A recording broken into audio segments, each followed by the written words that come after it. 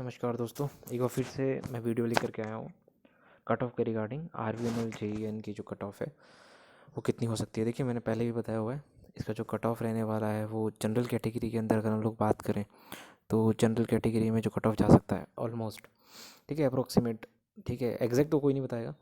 ठीक है ना, लेकिन जैसे एक आइडिया तो मुझे लगता है कि जितना भी पेपर का लेवल था 150 से 130 के आसपास रहना चाहिए, क्योंकि पेपर जो था इतना हार्ड नहीं था। नॉन टेक्निकल भी काफ़ी लोग से नहीं बना होगा, देखिए सबसे नहीं बनता जिस तरह के क्वेश्चन आए थे, और टेक्निकल में भी ऐसे क्वेश्चन ऐसे आए थे जो सब्जेक्ट ज़्यादा लोग पढ़ के नहीं गए, ठीक है, और क्वेश्चन भी ऐसे थे जिसमें डाउट रहा होगा कि यार ये हो सकता है, ये हो सकता है। एग्जैक्ट कट ऑफ जो है इन्हीं के बीच में रहनी चाहिए, ठीक है, ये जस्ट एक आइडिया है। दूसरा बात करते हैं ओबीसी के बारे में, तो ओबीसी की अगर हम बात करें तो ओबीसी की कितना कट ऑफ जा सकती है, तो आप ये मान लो 5 अगर नंबर आप कम कर देते हो तो 5 120 से 122 के आसपास इस रेंज में ही रहनी चाहिए, ज़्यादा नहीं जानी चाहिए, ठीक है। 118 से 122 भी मैं ले सकता हूँ, ये रेंज मुझे लगती है, ठीक है, ओबीसी के बारे में। एससी की बात करते हैं तो एससी की जो कट ऑफ रहने वाली है मुझे ऐसा लगता है ये लगभग 112 से, है ना, और 120 के बीच की रेंज है, इसमें ही रहनी चाहिए, ठीक है। 115 तक भी रह सकती है, पर क्योंकि पेपर का लेवल ऐसा है तो जस्ट 112 मुझे लगता है कि यहाँ तक जानी चाहिए। 120 तो काफ़ी डिसेंट स्कोर है। एसटी की बात कर लेते हैं, तो एसटी के अंदर अगर आप देखें तो एसटी के अंदर आप मान लो ये कट ऑफ जा सकती है 115 से 122 के बीच में, ठीक है। और लेडीज़, अगर किसी गर्ल्स के नंबर आ रहे हैं, चाहे वो किसी भी कैटेगरी से हो, अगर वो सोच रहे हैं कि अगर उनके नंबर 120 प्लस या फिर अगर 115 प्लस भी चांस है तो देखिए काफ़ी अच्छा चांस है उनका सिलेक्शन का। इस नंबर पे आपका सिलेक्शन आराम से हो जाएगा, कोई प्रॉब्लम नहीं है। इस नंबर पे आपका सिलेक्शन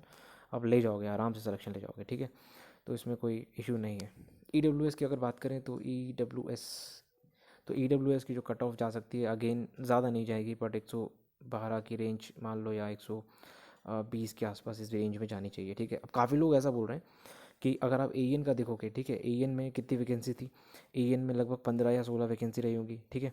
और कई लोग कह रहे हैं जैसे अभी कि इसमें घपले के मामले आएंगे, ठीक है, देखिए वो होगा, डिपार्टमेंट वैसे भी बर्बाद है, RSC भी तो वैसे भी आपका बर्बाद है, ठीक है, वो होगा, घपला तो होना ही है। लेकिन अगर मैं आपको अभी जो एन का पेपर हुआ था ना दोस्तों, जिसमें 15 या 16 सीट थी, उसमें मेरे 4 दोस्तों का हुआ है, ठीक है, मेरे 4 फ्रेंड का उसमें सिलेक्शन हुआ है। 6 बंदे DV के लिए सेलेक्ट हुए थे,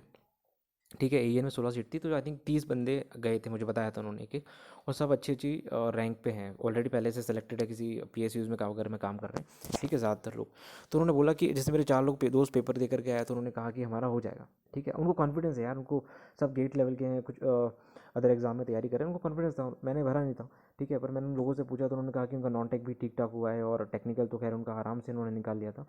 ठीक है। तो उन्होंने आधी गारंटी दी थी चारों ने कि भैया हमारा हो जाएगा, और उनका हुआ है, ठीक है, उनका लिस्ट में नाम है। तो इसका मतलब मुझे ये लगता है कि यार 4 लोगों में से चारों का हुआ है, ठीक है, 2 का DV में नहीं हुआ है, ठीक है, तो मुझे लगता है कि अगर चारों का हो गया है, कुछ एक तो ऐसे में था मेरा दोस्त, ठीक है, और बाकी जनरल में है ना, उनमें 3 दोस्त हैं मेरे। तो आपको सोचो कि जब मतलब अगर आपकी तैयारी अच्छी है, आपके मार्क्स अच्छे हैं, तो आपका होगा, आपको डरने की ज़रूरत नहीं है, सीधा सा ये हिसाब है। तो JEN के अंदर देखिए वैकेंसी काफ़ी है, JEN में भी अच्छी खासी वैकेंसी, ऐसा है नहीं, तो अगर होंगी कुछ सीटें बिकेंगी तो वो कुछ ठीक है, कुछ बिक जाएंगी, इसका मतलब नहीं है कि सारी बिकेंगी। अगर आपने अच्छा पेपर किया है, अगर आपके लग रहे हैं कि 125 प्लस नंबर हैं, जनरल कैटेगरी की बात कर रहा हूँ, तो आपको वैसे ही नहीं डरना, ठीक है।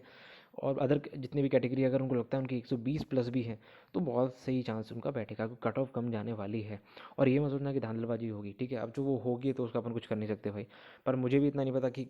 होने वाली है कि नहीं होने वाली, जैसे लोग कह रहे हैं कि भैया इतने पेपर बिके, भैया हम नहीं जानते वो, ठीक है, अपना काम है नहीं उन चीज़ों में, अपन दूर रहते हैं। लेकिन जो पुराने जो एन का पेपर है मैं उसके रेफरेंस पे बोल रहा हूँ, ठीक है, तो आप ये मत सोचिएगा कि मैं एग्जैक्ट कैसे बोल सकता हूँ। तो एन के रेफरेंस से बोल रहा हूँ, वहाँ पे मेरे दोस्त काफ़ी सेलेक्ट हुए हैं, 4 दोस्त मेरे निकले उस पेपर में, उन्होंने बोला था कि उनका सिलेक्शन हो जाएगा। तो अगर आपको लगता है आपका पेपर अच्छा गया,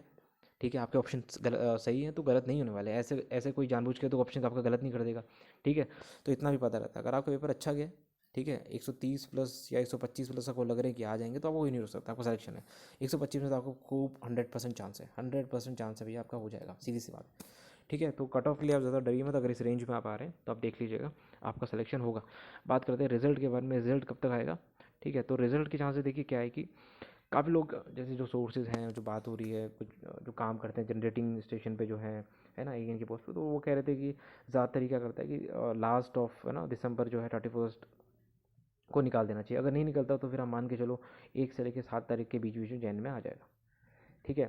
तो बाकी आप लोग जिनको लगता है अच्छे मार्क्स हैं डीवी की तैयारी कीजिए। ठीक है, बाकी आपको ऐसा डरने की ज़रूरत नहीं, आगे जो एग्ज़ाम आ रहे हैं उनके लिए पढ़ते रहिए। ठीक है, थैंक यू सो मच।